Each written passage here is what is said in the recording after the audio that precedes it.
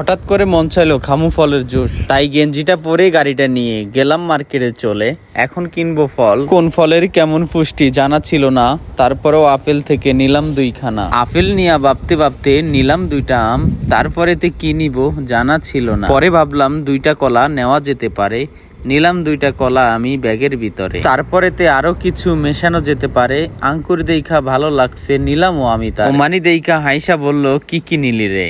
আমি বললাম 2টা সবই নিলাম। হিসাব কইরা টাকা দিয়া চলে আসলাম বাইরে, কারণ আমার একটা সামান এখনো বাকি রয়েছে। নিতে হবে মিনি একটা দুধের বোতল, কারণ তাকে ছাড়া জুসের আসর হবে না মনের মতো। সবকিছু নিয়ে গাড়িতে চড়ে যাচ্ছি দূরে এক ক্যাফটেরিয়াতে, যেখানে রয়েছে আমার এক বাঙালি ভাই।